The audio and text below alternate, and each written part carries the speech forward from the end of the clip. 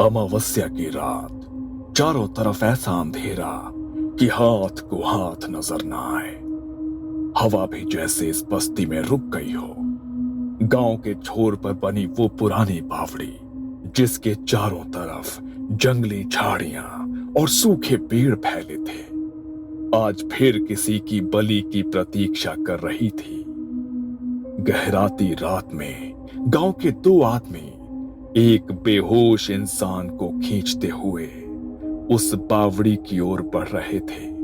उनके चेहरे पर डर और विवशता दोनों साफ झलक रहे थे।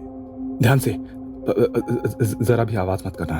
अगर कोई देख लेगा तो सारा काम बिगड़ जाएगा। अगर आज इसे नहीं चढ़ाया तो फिर हमारे घर से एक एक कर सब मरेगा, जैसे पिछली बार हुआ था। मुझे मंजूरी के मरने की चीखें आज भी याद हैं। वो जैसे ही बावड़ी के किनारे पहुंचे, रुको, ये क्या कर रहे हो? कौन है ये आदमी? वो दोनों ठिठक गए।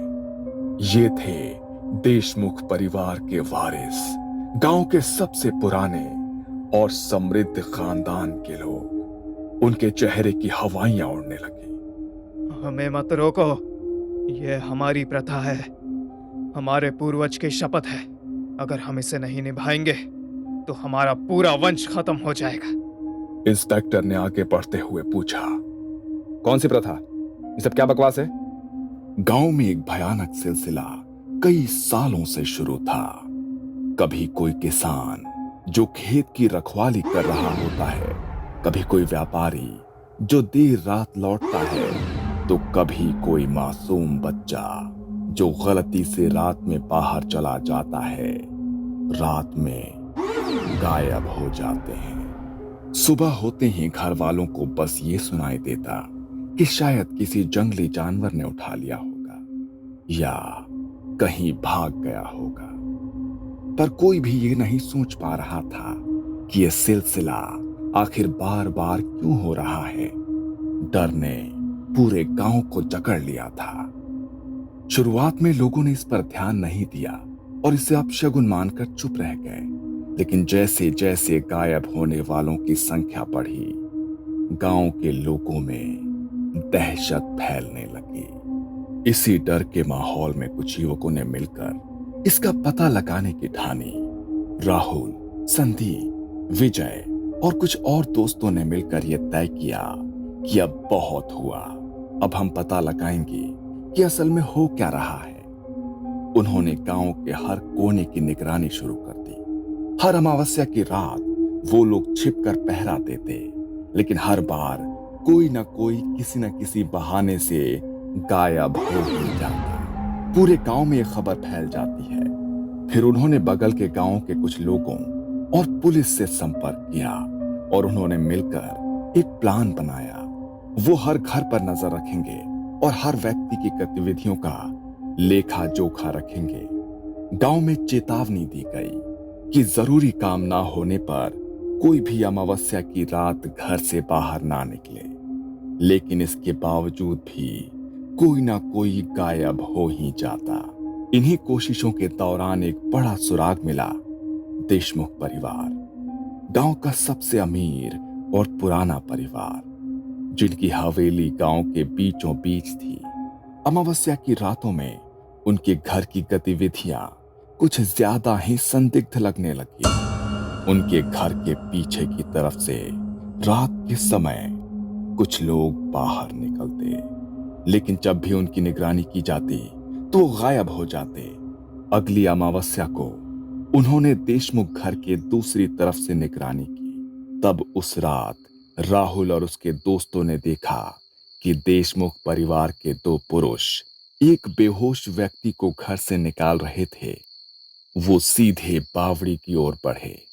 राहुल और उसके दोस्त, साथ में दो पुलिस वाले, उनका पीछा करते हुए झाड़ियों में छिप गए। उन्होंने देखा कि देशमुख परिवार के लोग उस बेहोश व्यक्ति को बावड़ी के किनारे ले जाकर उसकी पूजा कर रहे थे। वो उसके सिर पर सिंदूर लगा रहे थे, उसकी गर्दन पर नींबू रगड़ रहे थे और मंत्र पढ़ रहे थे।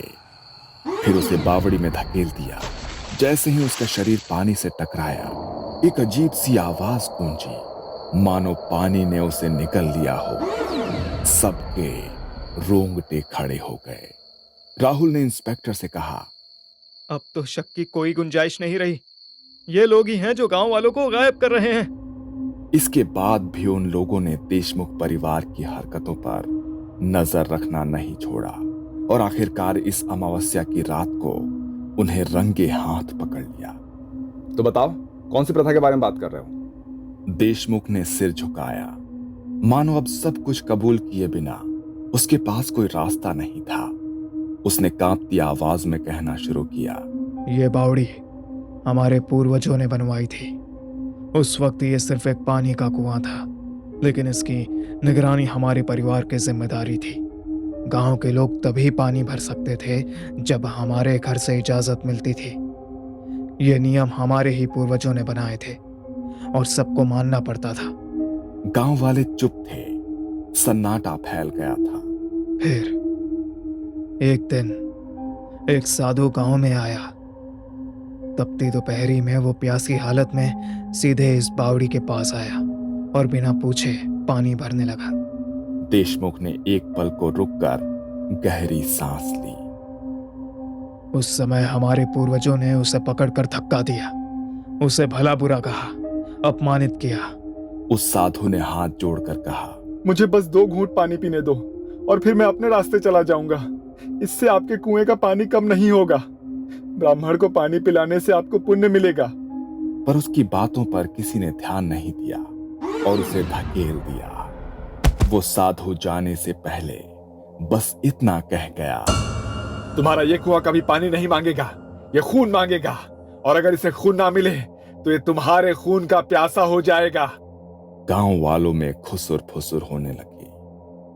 पहले तो किसी ने उस साधु की बात को गंभीरता से नहीं लिया, लेकिन उसके कुछ ही महीनों बाद हमारे घर में मुसीबतों का पहाड़ टूट पड़ा। खेत सूखने लगे, व्यापार ठंडा पड़ गया और भुखमरी तक की नौबत आ गई। राहुल ने भौहें चढ़ाकर पूछा, फिर तब हमारे पूर्वजों ने उस बावड़ी में अमावस्या की रात एक गरीब किसान को पकड़कर पहली बार बलि चढ़ाई। उसे बेहोश करके बावड़ी में धकेल दिया। इंस्पेक्टर ने चौंक कर पूछा, और उसके बाद?